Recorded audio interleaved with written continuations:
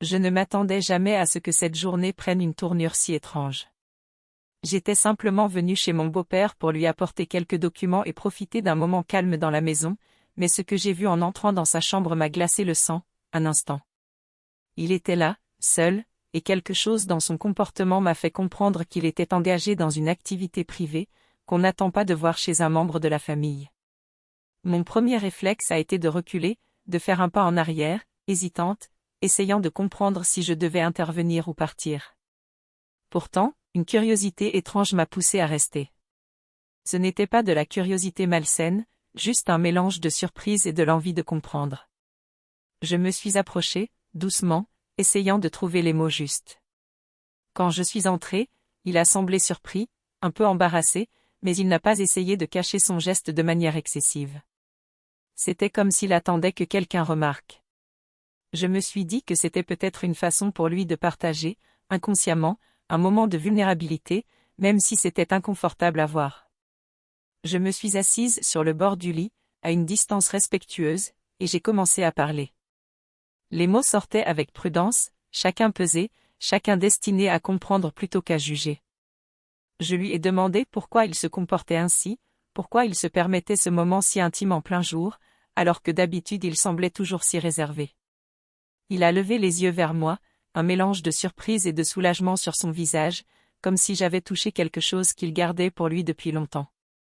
Il a commencé à parler doucement, expliquant que ces moments étaient pour lui une façon de gérer le stress, une habitude qui l'aidait à se sentir vivant, surtout dans les journées monotones où il ne parlait à presque personne. Je l'écoutais, essayant de comprendre sans interrompre, notant la sincérité dans sa voix. Il parlait sans honte, et cela m'a fait réfléchir à la complexité des comportements humains, à la manière dont chacun trouve ses propres refuges, parfois embarrassants, parfois secrets. En même temps, je sentais un mélange d'inconfort et de fascination. C'était étrange de voir un homme si respecté et réservé montrer une facette de lui-même que je n'avais jamais imaginée.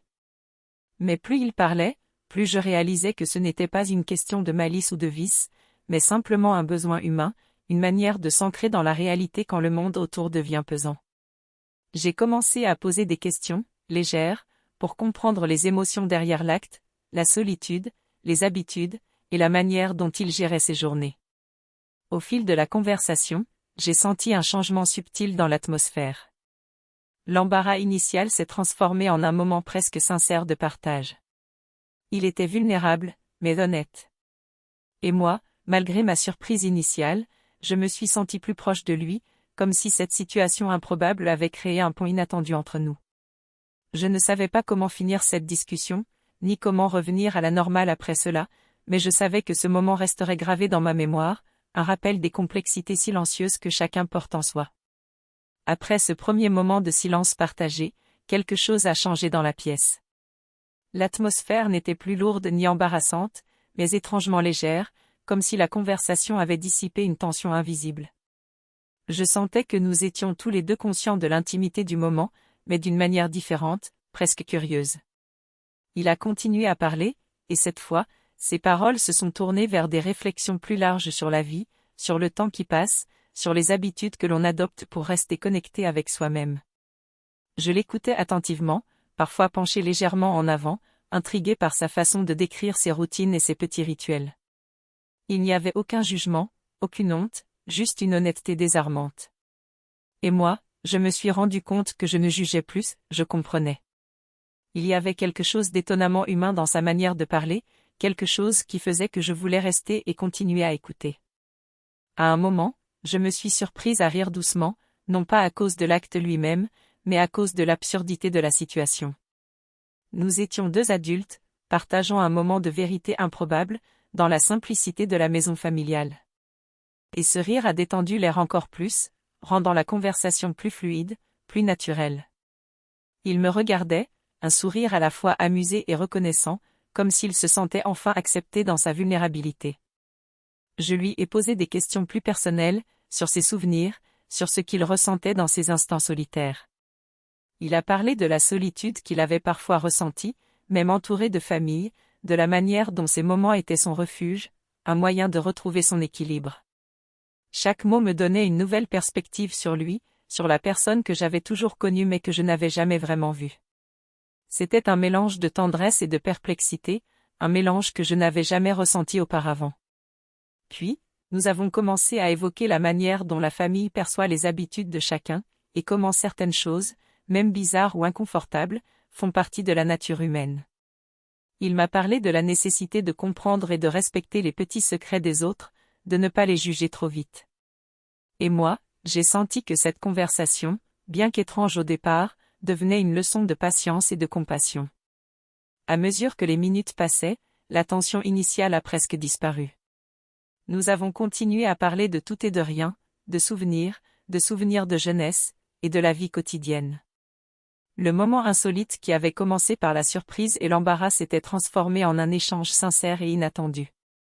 Je savais que je n'oublierais jamais cette conversation, ni la manière dont elle avait changé ma perception de lui. Quand je me suis levée pour partir, il m'a regardé avec un mélange de reconnaissance et de complicité silencieuse. Et pour la première fois, j'ai compris que certaines situations, même les plus inconfortables, peuvent devenir des ponts inattendus entre les personnes. Ce que j'avais cru être un simple incident gênant était en réalité un moment de vérité, de partage et d'humanité. Et tandis que je quittais la pièce, je me suis surprise à sourire, consciente que cette expérience avait créé une connexion que je n'avais jamais imaginée. En quittant la chambre, je sentais un étrange mélange de soulagement et de réflexion.